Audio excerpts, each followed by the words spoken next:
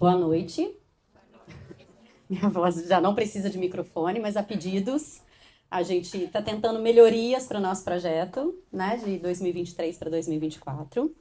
A primeira melhoria é o microfone, a segunda, estádio de Juiz de Fora, e a terceira, um ar-condicionado.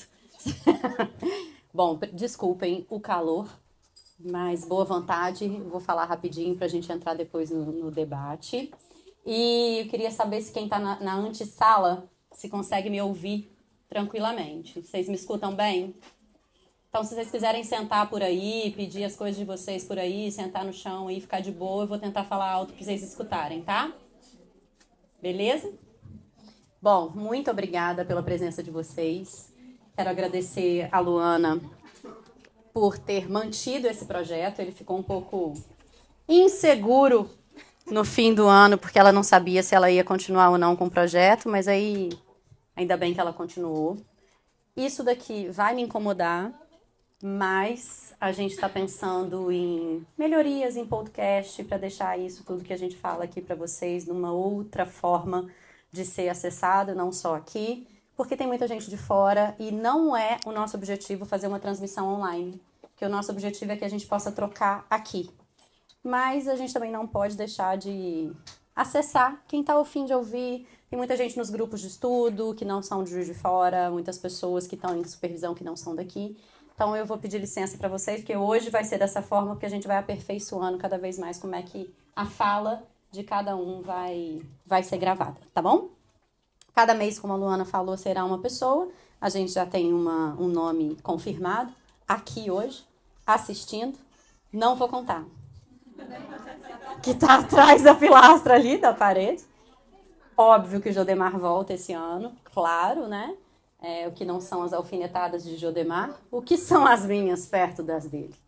Não é mesmo? Pior que um monte de gente concorda, então nem adianta você fugir. Na hora que a Bel, a mulher dele, falou assim, o Jô já chegou, eu falei, o Jô vem. Com essa cara mesmo, quase um efeito de trauma.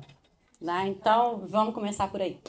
A gente abriu uma caixinha, né? Luana que cuida do nosso Instagram, e a gente abriu uma caixinha perguntando qual tema que vocês estavam a fim de ouvir. Nossos temas estão mais ou menos fechados para o ano inteiro. E, na verdade, o que a gente tenta fazer? A gente tenta pegar um monte de propostas afins e trazer como forma de um tema. Porque em psicanálise, como eu estava falando com as meninas que eu vou criar um grande problema semana que vem ou essa semana no Instagram, tem nada de óbvio. Então, um único tema, às vezes, não vai ser uma coisa tão interessante do que a gente juntar um monte de tema num só. Então, tinha o tema do amor, tinha o tema do sintoma, tinha trauma, sedução, então um monte de transferência. E aí eu falei assim, me dá isso tudo aqui, porque isso tudo aqui é um caso de amor com trauma. Então, o que a gente vai conversar hoje pelos próximos 40, 45 minutos? A gente vai conversar de sintoma, de amor, de repetição, de trauma e da nossa responsabilidade nesse processo, tá? Então, não é só sobre o trauma. A gente também tem um efeito de marketing para trazer vocês, obviamente, né? Para que vocês estejam aqui para a gente conversar. Então, não é só sobre o trauma.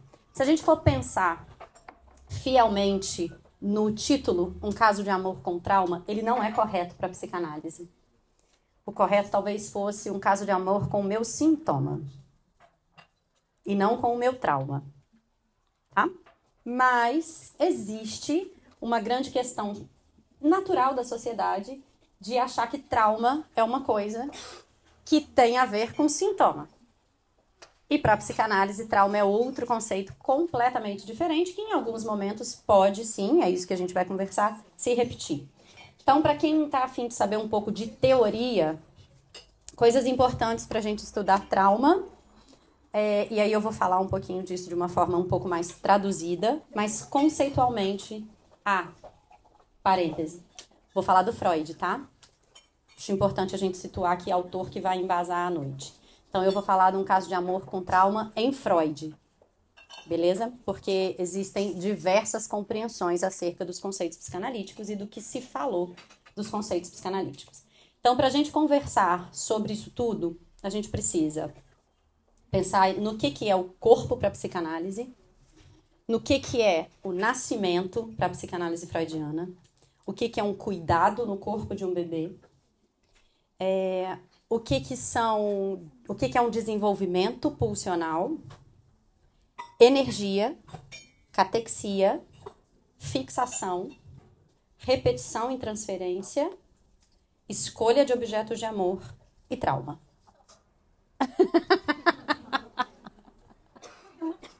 Fora a parte da neurologia. Mas que são conceitos que, no final das contas, se interligam. Tá? A ideia, especialmente de 2024, no projeto Vinho e Psicanálise, é trabalhar muito, quem vier falar, o tempo inteiro trabalhar o que a psicanálise tem a ver com a vida. Como que ela atravessa a nossa vida. Não só conceitos e teorias, tá? Mas especialmente a clínica, a técnica e a vida do cotidiano. Porque a psicanálise pode até acontecer em termos analíticos dentro do consultório por um determinado tempo, mas a terapêutica dela é fora. A terapêutica é na vida. Então, você vive, leva para o consultório o impacto, vê o que você faz com isso e volta para a vida para ver o que você vai fazer com o seu consultório, com o que aconteceu ali dentro. Só que tem um monte de gente aqui que não faz análise, que não é da psicanálise, que não vai estudar psicanálise e que está aqui para escutar alguma coisa. Então, esse monte de conceito que se interliga, a ideia é que possa trazer para a realidade, tá? Para a vida. Então, é isso que eu vou tentar traduzir. Quantas vezes que a gente escuta as pessoas falando assim, nossa, outro dia mesmo, a minha enteada falou comigo assim, credo, Nana, você tem um monte de traumas. Aí eu falei com ela assim, nossa, não é que é verdade, menina? Primeiro porque o tempo inteiro o cérebro de quem é impactado por cérebro é ótimo, né? Mas é o cérebro mesmo. O cérebro de quem é impactado pela psicanálise, o tempo inteiro se pergunta, é isso, não é isso, é isso, não é isso, é isso? É quase um caótico viver dentro de um conhecimento psicanalítico. Né? A não ser que você chegue num ponto de desprendimento, que no meu imaginário é o ponto que o Jodemar vive, em que a psicanálise já não incomoda mais, porque ele já chegou num ponto de olhar para a psicanálise e falar assim, não tô nem aí mais. Mas é meu imaginário sobre ele, tá? Eu não consegui ainda. Eu não consegui, e aí, nesse sentido, a gente fica o tempo inteiro pensando no que está fazendo. Cada vez que você se vê sentindo a mesma coisa, você volta no consultório e fala assim, porque eu tô falando da mesma coisa há não sei quanto tempo. Tem 5 anos que eu falei disso e tô falando disso de novo. O que não é uma verdade, mas é uma repetição. E quantas vezes a gente fala assim, nossa, eu tenho trauma disso. Nossa, eu tenho trauma disso. Né? Eu tenho trauma de sapo. Eu no caso, tenho. Eu tenho trauma de, sei lá. E quantas pessoas chegam nos consultórios infantis falando sobre as suas decisões enquanto adultos e o impacto traumático disso na vida das crianças, mal sabendo que muitas das vezes as decisões dos adultos é que tiram a criança do trauma. Então, o primeiro ponto que a gente vai pensar é o que a gente vive naturalmente como chamando de traumático, habitualmente diz respeito a uma experiência difícil, no senso comum, tá? Só puxar o fio que eu tô presa aqui em 2 fios, pronto. Então, habitualmente, traumático é aquilo que, naturalmente, as pessoas falam que é uma experiência difícil. Então, eu vivi alguma coisa, eu tenho trauma daquilo, e muitas vezes não teve trauma. Trauma para a psicanálise é uma invasão, para a psicanálise freudiana. Trauma para a psicanálise freudiana é uma invasão. Habitualmente, uma invasão que você não é capaz nem de bloquear e nem de elaborar. Então, trauma em psicanálise freudiana, eu vou fazer um parêntese aqui rapidinho. O trauma em psicanálise freudiana é aquilo que te invade, te marca e você não dá conta do que você vai fazer com aquela quantidade de energia. Tá? Mas o trauma para Freud não era isso. Então, eu vou só situar para vocês cronologicamente quem é o Freud, ou quem é a teoria do trauma em Freud. Tá, vamos lá, vamos contar que é a primeira vez que vocês estão ouvindo sobre Freud, tá? Freud é um médico neurologista, estudou muita neurologia, muita neurologia, antes dele fazer a seguinte pergunta, ao ver clinicamente coisas acontecendo na França. E aí ele se pergunta assim, o que acontece com determinadas pessoas que são capazes de fazer algo supostamente impossível no corpo, sem que o corpo seja responsável pelo que está acontecendo. A pergunta dele era assim: como umas mulheres conseguem paralisar membros se o cérebro está funcionando? Essa era a grande questão dele. O que aconteceu com essas pessoas? Como é que é possível você impactar o teu corpo? Onde está essa força que causa um impacto no teu corpo, que causa um impacto no teu comportamento, que não tem correlação com o que está funcionando no neurológico? Então, a partir disso, Freud começa a pensar num funcionamento que ele é mais imperativo do que o funcionamento consciente. Ah, não vou nem falar que ele é mais forte, não vou dizer que ele é maior, nem nada, ele é mais imperativo do que o funcionamento da consciência. A consciência é uma parte do nosso psiquismo. Então, o Freud, depois de tentar responder essa pergunta, ele pensa no inconsciente. Então, enquanto a gente tem um Freud neurologista tentando entender o que está acontecendo, até por volta de 1900, 1902, a gente tem um Freud que pensa a psicanálise toda baseada na neurologia. E é uma neurologia em que, não só na neurologia, tá? Neurologia, termodinâmica, eletricidade, e economia, e filosofia. Então ele vai pensar todo o sistema traumático, ainda sem entender muito bem como funciona, mas numa perspectiva quantitativa. Quando ele começa a pensar nas questões sexuais da psicanálise, nas questões pulsionais, que é mais ou menos o que ele desenvolve entre 1900 e 1920, ele pensa na questão do trauma ser sexual. Primeiro num trauma que viria de uma vivência real, depois num trauma que viria de uma vivência supostamente fantasiosa, mas algo que tivesse uma relação com a sexualidade.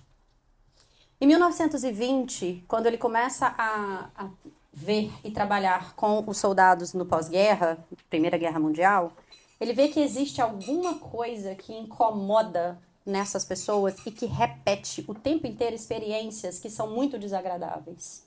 E aí ele começa a pensar assim, não é só o trauma sexual que está em jogo. Existe uma outra questão que é orgânica, que é vivida e que tem a ver com essa repetição de algo que é insuportável. Mas por que é que alguém fica o tempo inteiro lembrando de algo que não quer lembrar?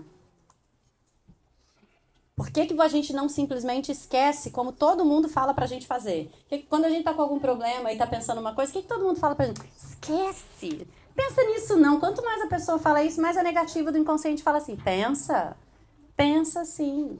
Então, a gente tem uma segunda teoria do trauma, pós-1920, que é quando Freud também faz uma modificação na teoria, sem abandonar a primeira, que ele retoma ideias de 1900, tá? Tô trazendo isso só para vocês se orientarem, porque o trauma que eu vou falar hoje é do trauma relacionado com a segunda parte do Freud. Terceira, no caso, né? Pós-1920, que é algo que está no texto de 1926, inibição, sintoma e angústia. Tá? Que é esse trauma da invasão. E por que é que a gente fica repetindo essa invasão? Se eu fui invadido, eu preciso achar uma forma de bloquear, mas em psicanálise não é muito assim que funciona, tá bom? Então vamos lá. E o que isso tem a ver com sintoma? Tá? O sintoma, inclusive, ele é muito melhor, ele é uma resolução muito melhor do que o trauma. Porque o sintoma, ele é uma forma de você organizar as quantidades de energia, as catexias, né? Aquela derivação entre a vivência orgânica, a catexia, a pulsão e o objeto externo. Isso é uma cadeia derivativa do que o Freud fala. E esse objeto externo seria a forma como você amarrou isso tudo, né? O que você sentiu, como você traduziu isso que você experimentou na sensação, como você achou o campo de linguagem para isso e como esse campo de linguagem foi traduzido para o campo dos objetos, tá? Então, agora eu vou traduzir isso um pouquinho em termos de vivência. Tá? Então, o sintoma ele é muito melhor resolvido do que a questão do trauma. Então, o trauma é uma invasão, ok? Primeiro trauma que o Freud diz, e obviamente ele estava numa negociação com o Otto Rank, né? O Freud ele era uma pessoa um pouco belicosa, mas a gente consegue compreender, né, hostilidade do Freud em relação aos outros autores por uma permanência, uma manutenção do rigor do que ele estava trazendo. Ele precisava, de certa forma, isso tudo é uma inferência que eu estou fazendo, que eu não conheci o Freud, né? Mas é essa hostilidade de manter o rigor e manter uma ética na psicanálise. Então, o Otto Rank estava falando coisas sobre o trauma de nascimento e o Freud, em 1926, vai falar sobre o trauma de nascimento, tá? Na teoria freudiana, existe um texto que chama Projeto. Não briga comigo, Jodemar. Existe um texto que chama Projeto. E nesse projeto para uma psicologia científica é onde o Freud apresenta as primeiras ideias da metáfora, ou não é uma metáfora, de uma analogia psíquica ao campo neurológico. Então ele vai explicar como funciona um cérebro, como funcionam as vias cerebrais e o que ele pensa ser, ainda não bem elaborado, o que ele pensa ser o que mais tarde ele vai falar que é o aparelho psíquico, que é o funcionamento psíquico, tá? Então, o que ele traz nesse projeto são duas vivências importantes para a gente pensar a questão do trauma, que é a vivência de satisfação e a vivência de dor, que é onde ele fala dessas invasões. Então, um corpo, ao nascer, é um corpo. Se esse corpo, e aí a gente tem diversos outros autores que vão falar disso depois, se esse corpo não for adotado, cuidado, olhado, acolhido, falado, enfim, embalado por alguém, é só um corpo e não passa disso, tá? O que acontece com o corpo de um bebê recém-nascido não cuidado? Ele morre. Então, a sobrevivência, independente da qualidade, ela foi feita porque alguém cuidou. Então, quando a gente diz assim, fulano não é cuidado, fulano é cuidado de uma qualidade péssima. Mas foi, porque o corpo sobreviveu. Tem umas crianças que a gente até desconfia como que sobreviveram, né? Mas, de fato, ali tem um corpo que foi cuidado. Só que dentro do útero materno, esse corpo, ele vive num estado de homeostase. Um estado de homeostase quer dizer que ele tem nenhuma variação tensional. Isso é lá da parte de eletricidade que o Freud pega. Nenhuma variação tensional significa que esse corpo está em harmonia? Não. Significa que esse corpo não tem demandas. Ele só recebe, é alimentado, recebe, é alimentado. Hoje isso tudo é muito questionado, tá? Eu tô falando da época que o Freud estava pensando nisso tudo. Porque estudando bebês, a gente olha às vezes um prematuro e fala assim, cara, esse moleque, essa pessoa, esse bebê, ele foi prematuro para se salvar. Então, de certa forma, a gente já começa a pensar o que tem ali, mas não tem resposta certa ainda para nada disso. Então, a ideia é que um corpo de um bebê no útero é um sistema fechado, tá? Quando esse sistema abre, ele não abre por uma decisão desse bebê do tipo assim, acho que eu vou ali fora ver o que está acontecendo. Então, eu vou, mas aí eu vou levar um casaquinho, né? Porque pode ser que esteja frio fora do útero da minha mãe. Então, eu vou levar um casaquinho, vou levar minha bolsa, vou levar meu celular. Ele não faz isso. Ele simplesmente sai. E quando ele sai, ele é invadido pelo mundo.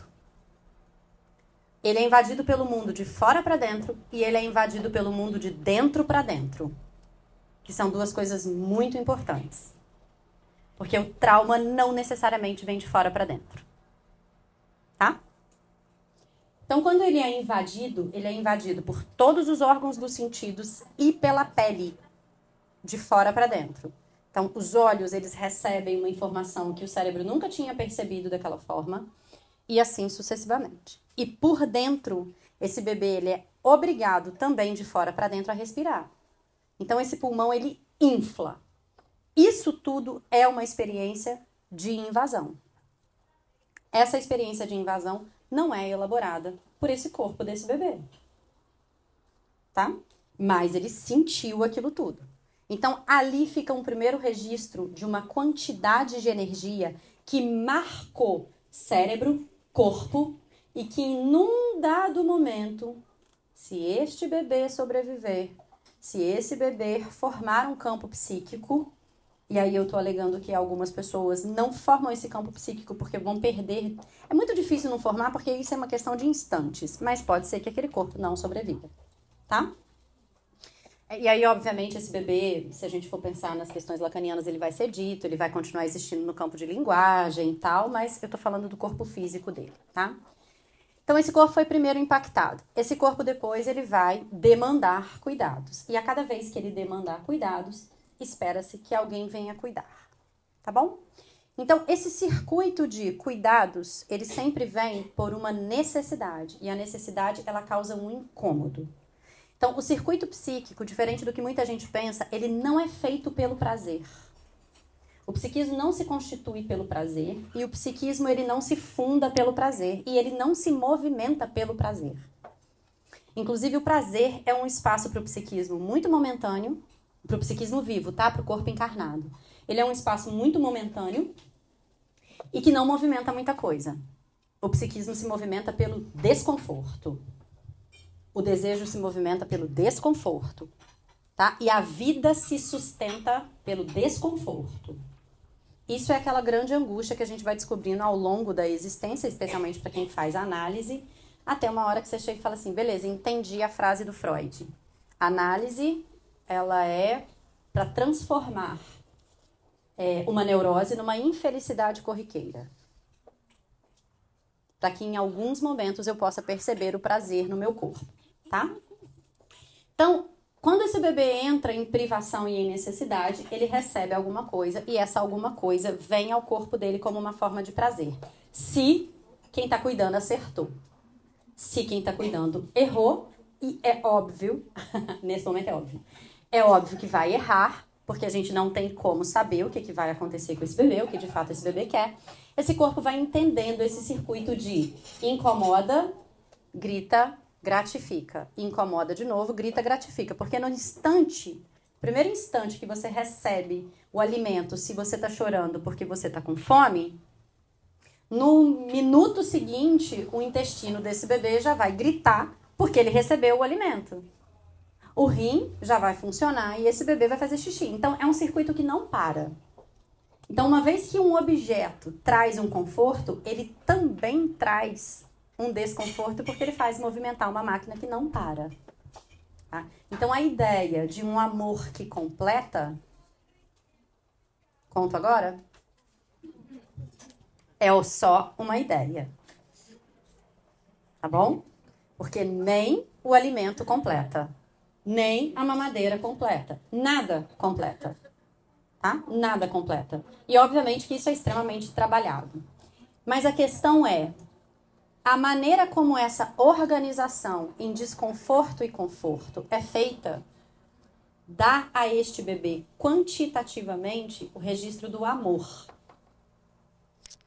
Quantitativamente. Freud trabalha com um conceito que se chama traço minêmico, que é um conceito de uma memória afetiva, que não é uma memória cognitiva. A memória cognitiva, para Freud, ela vai aparecer com a linguagem. A partir da linguagem, você começa a ter resquícios e possibilidades de se lembrar o que aconteceu na tua vida. Antes disso, antes de você ser linguístico, né? Você já é da linguagem desde o nascimento ou mesmo antes.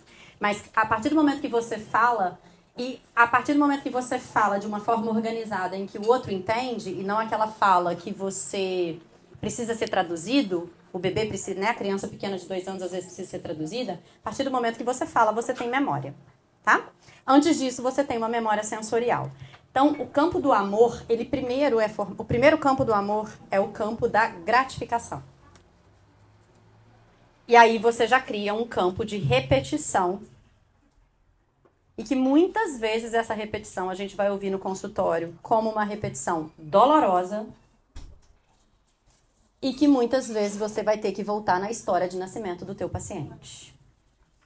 Tá? Só para vocês entenderem na prática o que isso pode significar. Tá? Eu não estou fazendo um determinismo. Eu vou trazer um recorte de possibilidades só para vocês entenderem o efeito disso na vida de um ser humano, tá bom? Eu pego um paciente adulto. Esse paciente adulto, ele traz uma angústia que ele não sabe a quê. Ele não tem um objeto definido para isso. A angústia normalmente não tem, a não ser a angústia real, tá? Mas é uma coisa estranha, uma menos-valia sobre ele, como se ele não fosse dar conta de fazer as coisas. E repetições de situações dolorosas nas relações com os objetos de amor. em que ele se coloca sempre em situações em que no fim ele tem um sofrimento e ele tem alguma questão de que ele não vai conseguir, que ele não é potente e que ele não é capaz. Beleza? Fechou um recorte. E aí, aquilo às vezes não condiz com o que você escuta da história dele linear de família. Você fica olhando para aquilo e você fala assim, cara, onde que está o equívoco? Porque, sabe, do que ele está falando sobre ele que a gente não consegue ouvir no registro do resto do que ele fala sobre a família, sobre os pais, sobre os cuidados e tal. Até uma hora que você pergunta para ele, fala assim, sabe da história do seu nascimento? O que aconteceu? Ele, não, aí ele vai descobrir que ele foi um prematuro, que ele ficou na UTI, que o corpo dele foi furado, que o corpo dele foi invadido, que ele passou meses, que ele tem registros e que ele nunca soube, que ele tem registros de dor no corpo e que tem registros de... Por quê? Esses efeitos dos cuidados no corpo de um ser humano, em momentos da vida que ele não é capaz de se proteger, são registros muito significativos na vida dessa pessoa. Tá? Como é que acontece normalmente a derivação, eu vou chamar disso, a derivação entre o cuidado e a escolha de objeto? Tá? Você tem uma energia orgânica, de fome, seja lá do que for. Essa energia orgânica, ela é psiquicamente traduzida como uma catexia. Catexia é a energia psíquica livre no psiquismo inconsciente. Tá? Essa energia livre no psiquismo inconsciente, ela tem que se ligar a várias energias, tá? E aí é só a passagem do inconsciente para o pré-consciente. Quando essa energia vai se ligar a várias outras energias, por que ela tem que fazer isso? Porque ela sozinha, ela é só uma desordem. Bom, o psiquismo inconsciente, ele não tem objeto. Objeto no sentido assim, esse objeto conhecido nosso, tá? Ele não tem um reconhecimento dos objetos, ele tem reconhecimento de sensação.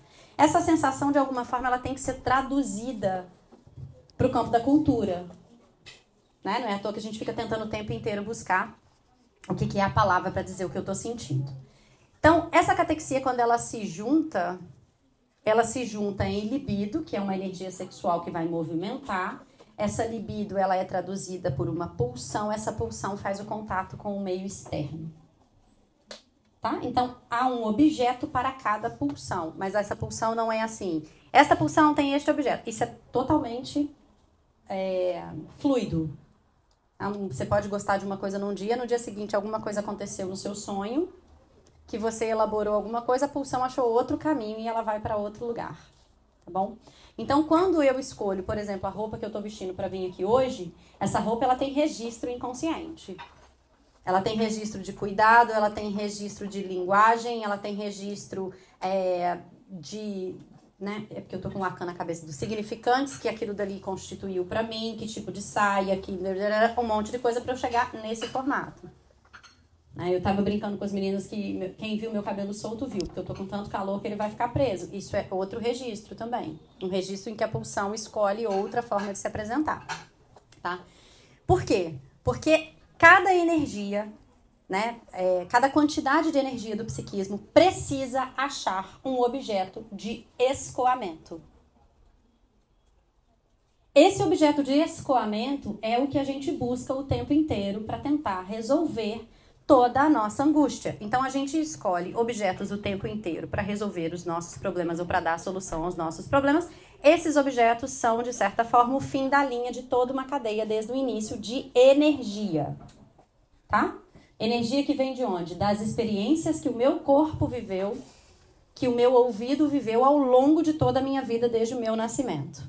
Tá bem? Então, a gente pode pensar que muitas das nossas energias têm objetos. As que não acharam um objeto específico ainda, elas são angústia. Tá? A angústia é sempre o resto desse combinado de experiências entre o que eu senti e o que eu quero para resolver isso que eu senti. Desde as coisas mais simples, que talvez não sejam tão simples, porque comer não é simples, dormir não é simples, o que você vai beber não é simples, o copo que você vai pegar não é simples, nada é simples. Mas desde coisas simples, como cuidar do próprio corpo, até coisas complexas, como o que eu vou fazer profissionalmente, em que cidade que eu vou viver, o que eu vou dar conta. Beleza? Isso são amarrações de sintoma. As amarrações sintomáticas são justamente como você consegue organizar as energias sensoriais, as privações que você entra, o desconforto que você entra com os objetos que são disponíveis para você na cultura que você está. Porque ainda tem isso. Você precisa achar o objeto na cultura que você está. Porque se você não achar o objeto na cultura que você está, pode ser que isso fique em angústia até um dia que você encontre outra cultura que tenha esse objeto que você tanto procura. Que também é só uma parte do que você procura. Tá? Porque o dia que você encontra especificamente o objeto que casa completamente com a experiência sensorial, o que acontece? O que acontece se você esvaziar por completo a quantidade de energia que tem no teu corpo? Essa é a ideia. Você morre. Então, quando Freud fala da pulsão de morte, ele está falando por essa busca de um prazer totalitário. E um monte de gente acha que a pulsão de morte é uma tentativa de que você vai morrer. É porque, no fim, essa organização totalitária de prazer chega no esvaziamento do corpo. Então, a gente vai achando diversos objetos para dar escoamento a essas energias sensoriais que fazem parte do meu corpo desde o nascimento e fizeram parte da maneira como eu fui cuidada. E aí a gente tem as qualidades dos arranjos sintomáticos. Qualidades de arranjos masoquistas, qualidades de arranjos que obviamente não são, né? Assim, não tem como a gente falar assim, tipografia dos arranjos sintomáticos. Mas a gente ouve por que uma pessoa precisa ser extremamente organizada. E aí, onde a gente fala que é toque, às vezes é porque tem um descontrole muito grande em outra área da vida, ela precisa se amarrar naquele toque ali, naquele momento. Outras pessoas, enfim, a gente usa desse arranjo sintomático, beleza? Esse arranjo sintomático que eu consegui fazer entre as minhas experiências orgânicas e o objeto é um caso de amor. Freud chamava de formação de compromisso. Por que é um caso de amor? Porque o que está repetindo? Cada objeto que eu escolho repete o quê?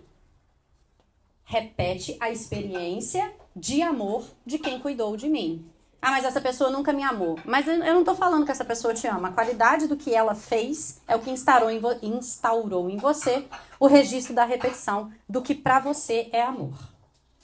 Se você chegou à conclusão que essa pessoa que te cuidou nunca te amou, é porque você já fez outro registro do que é amor.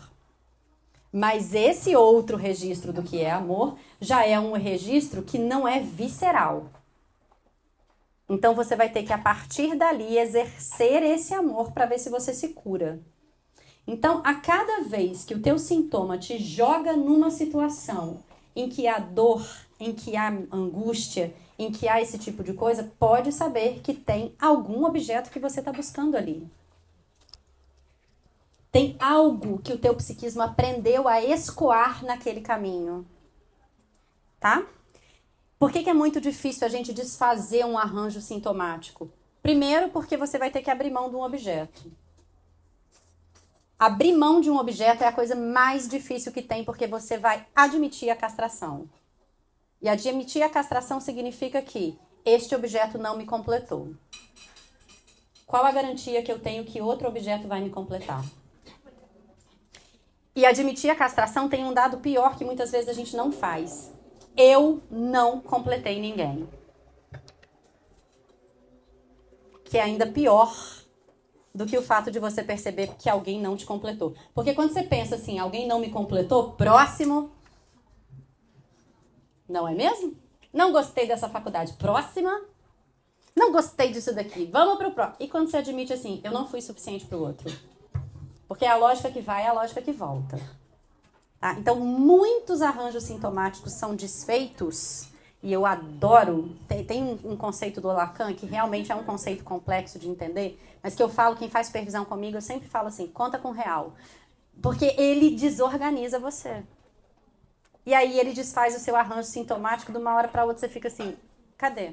Que é outra coisa que desfaz arranjo sintomático e que é caótico, porque desfaz o teu caso de amor com você, é luto. Quando você perde o objeto ou precisa abrir mão de um objeto, que pode ser uma coisa assim, mais ou menos simples, do tipo, você ficou diabético. Um beijo pro doce que você amava. Mas tem tanto doce diet. E daí? Você tá com dengue, você vai no vinho psicanálise e não pode tomar vinho. Ah, mas é um dia só. Tá, cara, mas aquilo dali tem outro sentido pra mim quando eu tô tomando vinho. Então, quem é você na fila do sintoma do outro pra dizer que o luto do outro é muito pequeno? Porque, gente, olha só. Quando você escolhe um objeto no fim da tua cadeia de derivação, esse objeto ele não tem uma relação direta com uma sensação. Esse objeto tem uma relação com várias sensações que você organizou num formato psíquico e que a aglutinação dessas sensações está neste objeto específico. Então, quando você perde um objeto, seja qual motivo for, ou você tem que abrir mão desse objeto, qual motivo for, você não está perdendo uma sensação do teu psiquismo. Você está perdendo um monte de possibilidades de escoamento do teu psiquismo.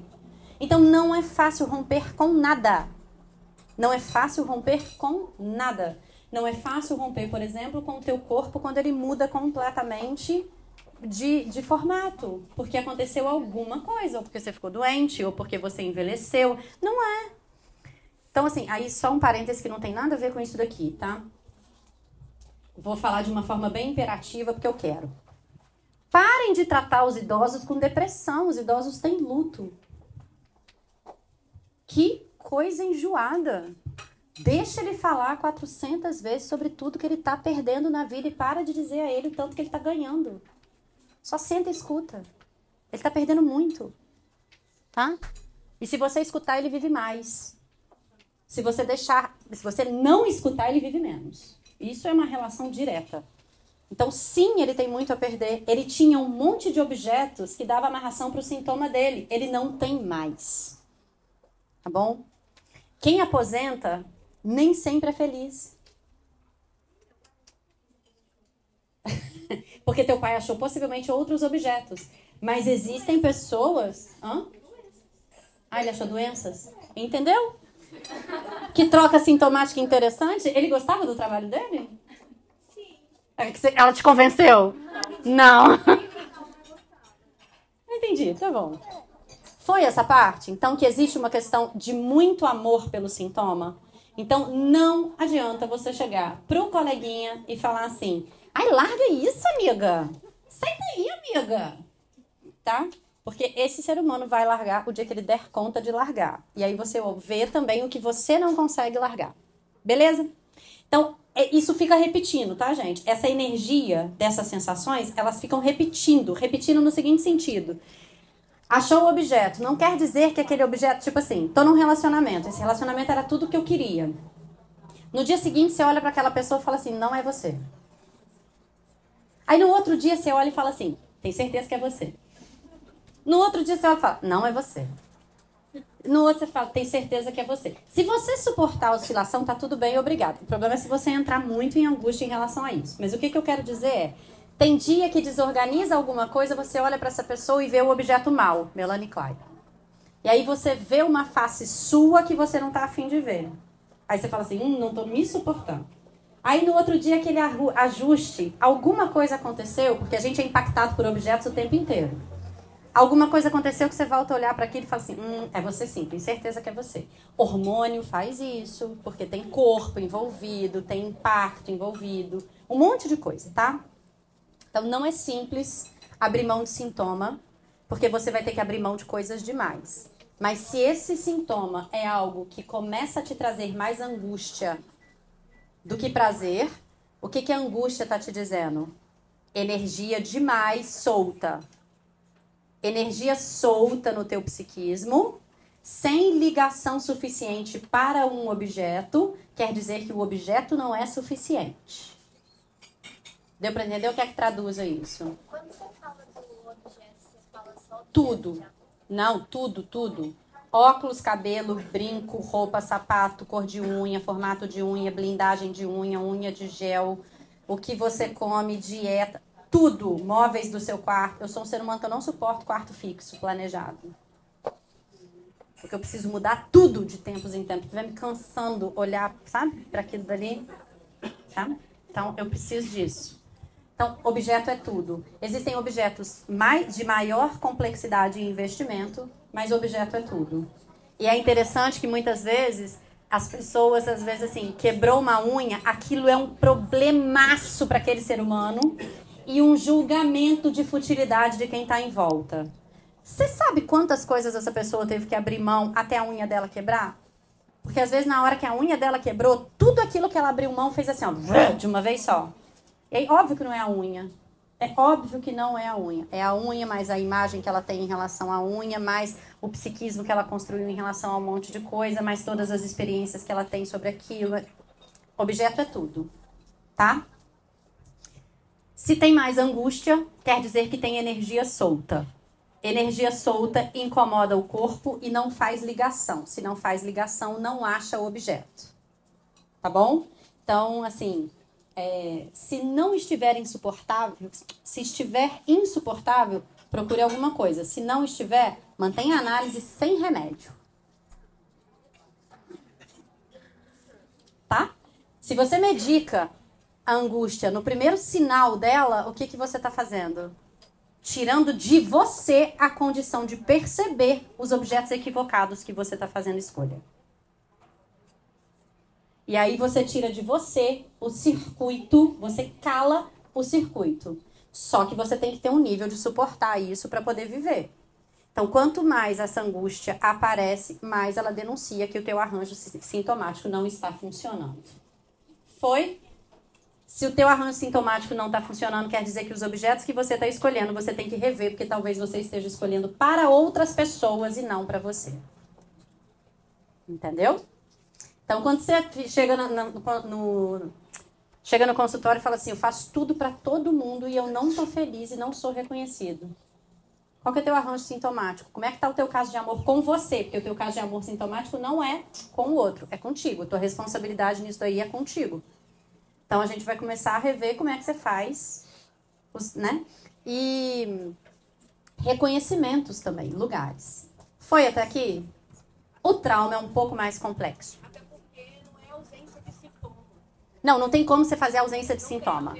Não existe isso em psicanálise, tá? Não existe. Ou existe? Não existe.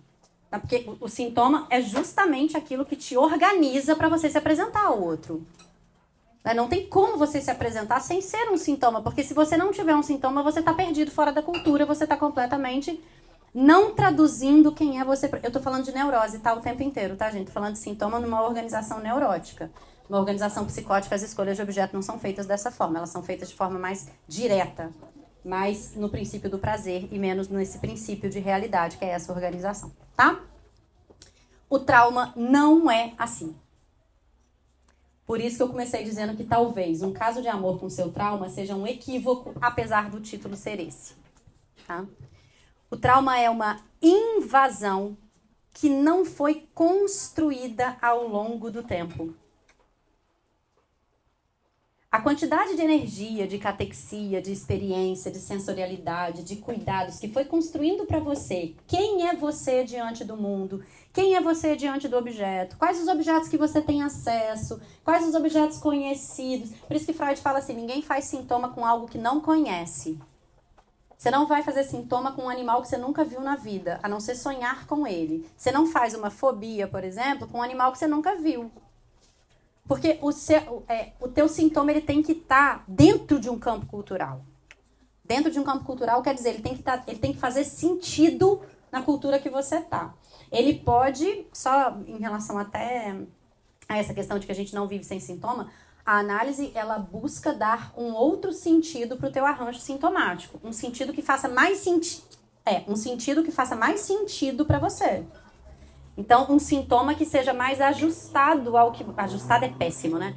Um sintoma que faça mais... Que traduza melhor o que você quer, independente do que querem de você. Tá?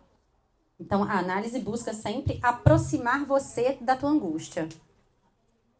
O processo analítico não é simples, porque a primeira coisa que a gente vai fazer é abrir o teu campo sintomático. A gente é ótimo, né? O que se faz num processo analítico é abrir esse campo sintomático.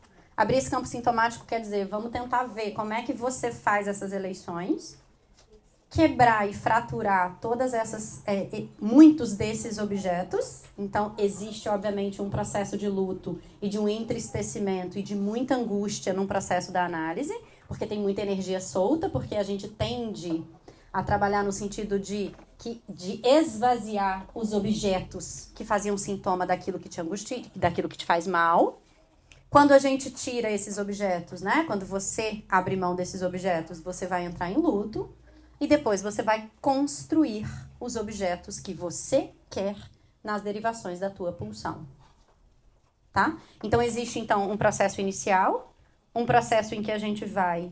E aí tem um monte de jeitos, né? Um monte de conceitos para falar disso, né? Quebra da fantasia, em que você vai desidentificar desses objetos. E um processo de divã, em que você vai construir, olhando para você, só com você, sem a sustentação do olhar do outro, quais são os objetos que fazem sentido para você na tua cadeia derivativa. Tá? O trauma, como ele é uma invasão, ele não faz amarração. O trauma não faz sintoma. Ele é uma energia muito intensa. O trauma é uma sensorialidade muito intensa, que você não estava esperando, que você não se preparou para passar por ela, que você não tem sentido e que ela não tem objeto fácil de resolução. Então, o trauma é uma quantidade de angústia que fica o tempo inteiro te incomodando para achar a porta que ele possa sair e encontrar um objeto. Ele nunca é satisfatório. Ele é extremamente angustiante em vários sentidos, no sentido de trazer muita angústia, porque ele traz muita energia. Acho que talvez precise ficar um pouco mais claro o que é essa invasão, né? Então, vamos lá. O que é uma invasão? Em psicanálise, trauma não é evento grande. Pode até ser. Mas trauma pode ser qualquer evento mínimo. Tá bom? Você tá num determinado lugar, vou trazer situações várias, só para vocês entenderem como que o psiquismo entende isso daqui, tá? Se você tá num carnaval, no bloco da Vevete, lá embaixo, mesmo que você esteja de abadá e alguém passa a mão na tua bunda, não importa quem é você, se é um homem ou mulher e tal. Você imagina que aquilo possa acontecer no ambiente que você está? Vamos combinar que todo mundo imagina que isso possa acontecer. Ah, comigo não. Isso pode acontecer. Agora, você está dentro de uma igreja, numa missa, alguém para você na hora de você comungar e dar um beijo na sua boca. Isso, e você não conhece essa pessoa. Isso é de uma invasão que você nunca supôs acontecer, que você não bloqueia, que você nunca vai dar... Nunca não, né? É a ideia que dê sentido. Que você não dá sentido naquele momento para o que está acontecendo, que você fica rodando e você fala assim, o que aconteceu aqui? O que foi isso? Às vezes você tá em família, trocando ideia, um assunto leve, e um boca boa resolve jogar um xiste em você, da agressividade dele, que você jamais imaginou que você fosse escutar. E aí você fica assim, ó. O que foi isso? O que aconteceu? O que eu fiz? Primeira pergunta, né, de todo neurótico, né? O que eu fiz para você não me amar dessa forma e fazer isso? Então, pequenas quantidades de invasão, obviamente muito intensas ou não. Tem um videozinho na internet que circula e que eu tenho certo horror dele. São 2 vídeos que eu tenho um certo horror dele, porque se as pessoas tivessem noção do que elas estão fazendo com o psiquismo, elas não fariam isso. O primeiro vídeo é de um bebê que está no colo das pessoas e as pessoas vão passando perto da parede da porta, batem na porta e fazem assim no bebê. Como se ele tivesse batido na parede. Tá? Ele tá de boa no colo de um cuidador que ele confia numa situação inócua, numa situação de segurança, e de repente o cuidador bate na parede e depois leva a mão assim, e ele chora.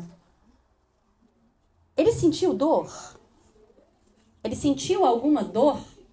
Não, ele não bateu em lugar nenhum, ele não sentiu dor alguma. Então, por que ele reage? Ele reage por confiança, ele não está preparado para aquilo que estava acontecendo. E um outro vídeo que me causa um pouco de horror quando a gente pensa nessa invasão do psiquismo, não sei se vocês já viram, é um cara dirigindo, uma moça dormindo do lado dele, eu não sei o que ela é dele, eu imagino que depois ela tenha virado inimiga, e tem uma carreta puxando um caminhão, e esse caminhão tá de frente pro carro, tá? Deu para entender? A carroceria tá indo e a frente. E aí, na hora que ele vai chegando muito, muito, muito perto, ele bate nela para ela acordar. Quando ela acorda, o caminhão tá na frente do carro. Como se eles fossem bater no carro. Isso é de uma invasão imagética. Isso é um efeito que pode, porque aí só a própria pessoa pode dizer o que é traumático ou não para ela. Isto é possível de ser um trauma psíquico. O trauma é uma invasão que você não consegue blindar. É uma quantidade de energia que o teu cérebro não entende, o teu psiquismo não acha o objeto para resolver, só que aquela quantidade de energia está ali. O que o ego, para se defender, ele começa a fazer?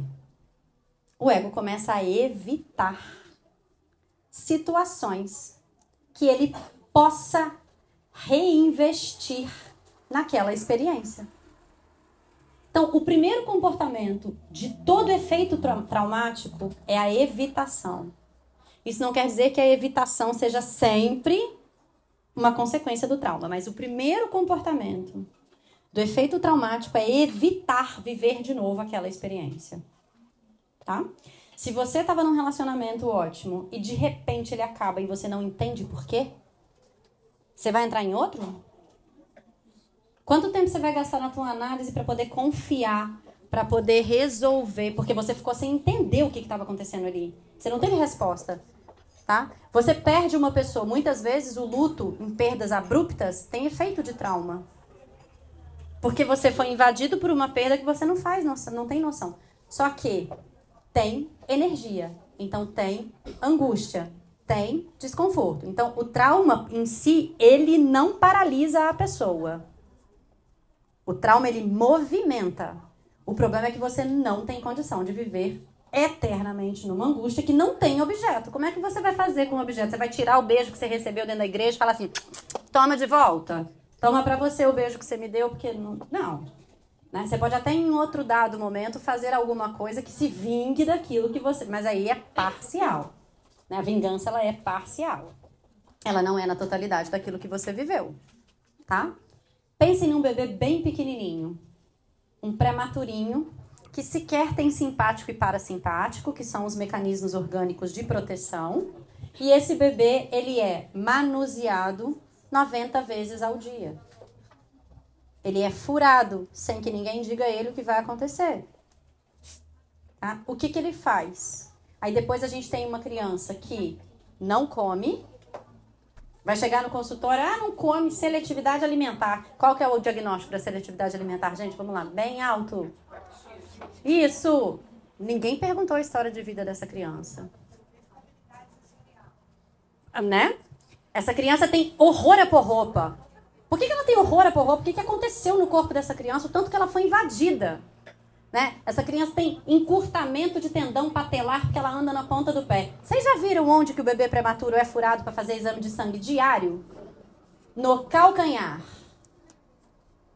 Para que ele vai colocar o calcanhar no chão se a cada vez que ele coloca ele é tomado de uma angústia de algo que ele viveu e que ele não tem objeto? Ele não vai colocar.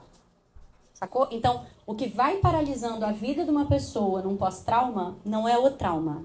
O trauma faz movimento. É a evitação de lidar com a quantidade de energia que ele não sabe o que fazer com ela. Então, não adianta ficar perturbando o coleguinha dizendo assim, sai, vamos conhecer alguém, vamos viver, vamos fazer isso. Meu amor, enquanto essa pessoa não der sentido ao ego... E aí eu tô trazendo o ego porque é o ego quem faz esse mecanismo de alerta, tá? É o ego quem faz esse mecanismo de evitação pelo recalque. E aí ele joga um alerta e fala assim, não, aqui não, aqui não, aqui...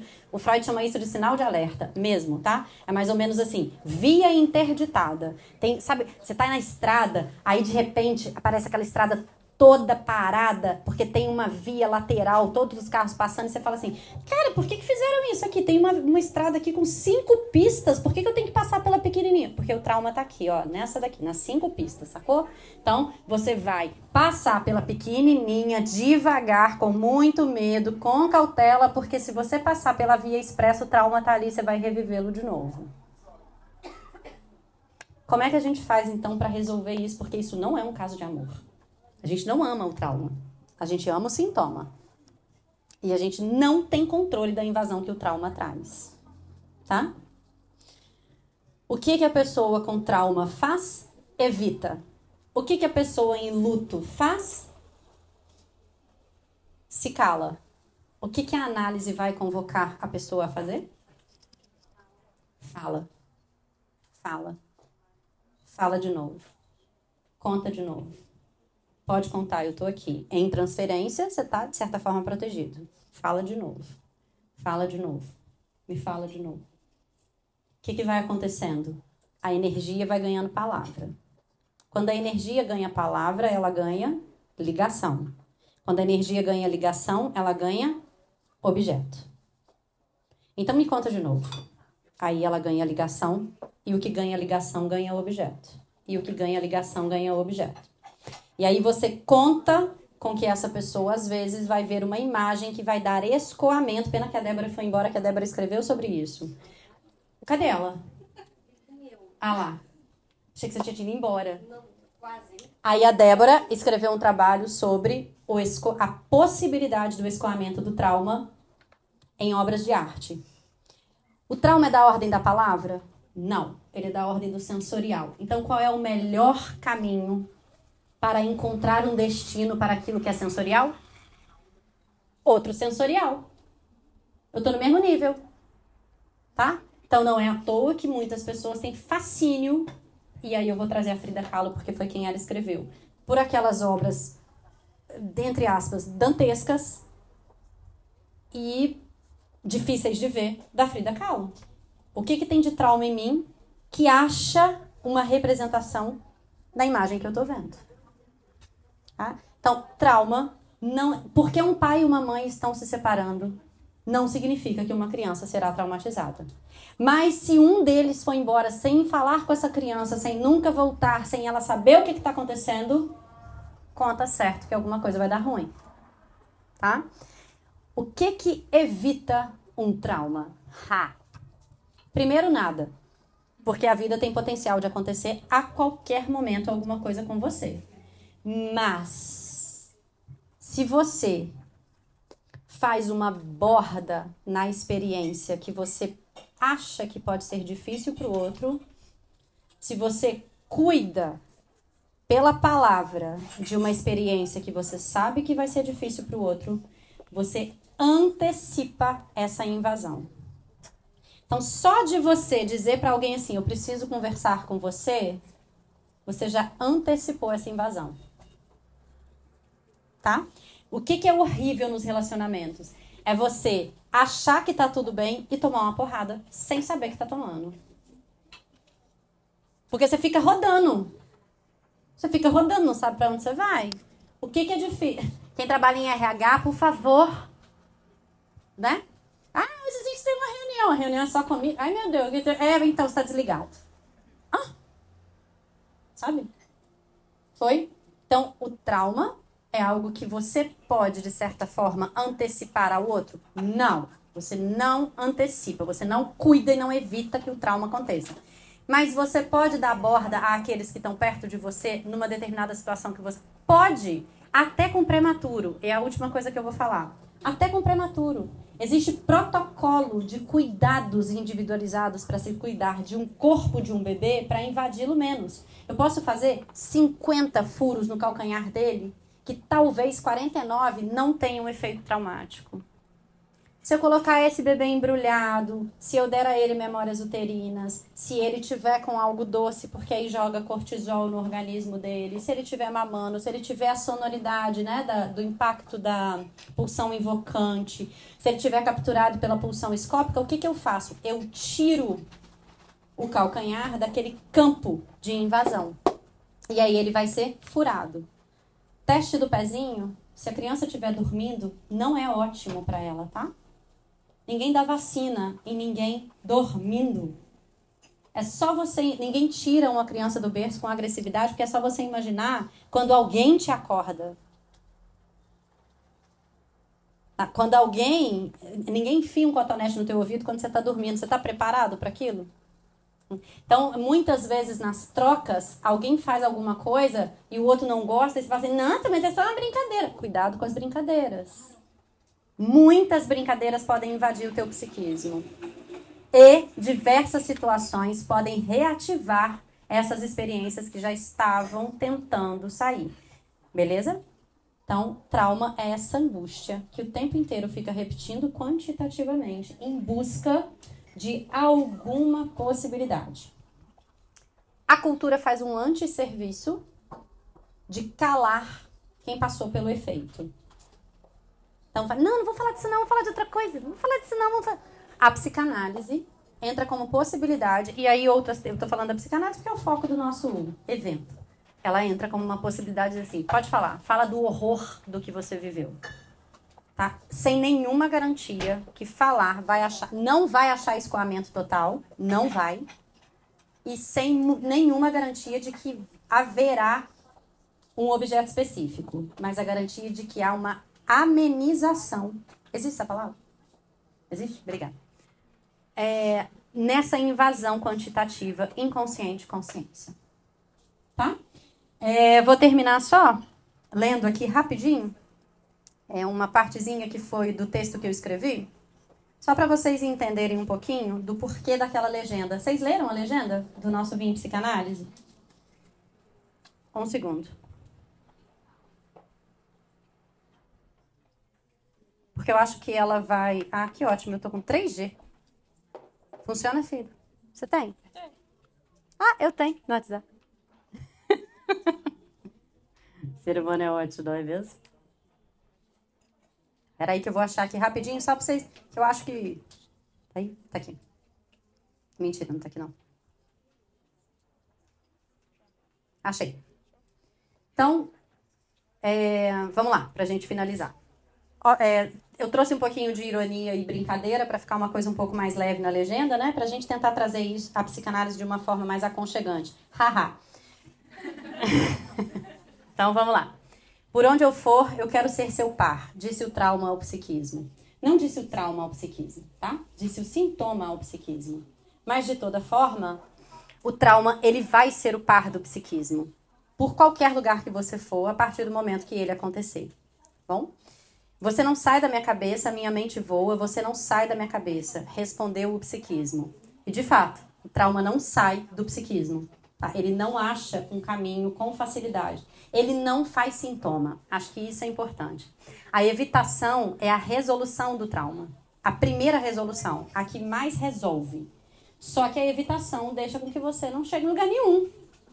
Né? E aí, daquela evitação, daqui a pouco vai chamar que é fobia, daquela fobia, daqui a pouco vai chamar que é síndrome do pânico, tá bom? Eu gosto de você e gosto de ficar com você, disse novamente o trauma. E para celebrar essa difícil relação, o psiquismo comentou: e nessa loucura de dizer que não te quero, vou negando as aparências, disfarçando as evidências. É isso. Muito obrigada. Vou abrir para as perguntas. E cuidado comigo para eu não ser invadida. Eu sou muito, muito delicada.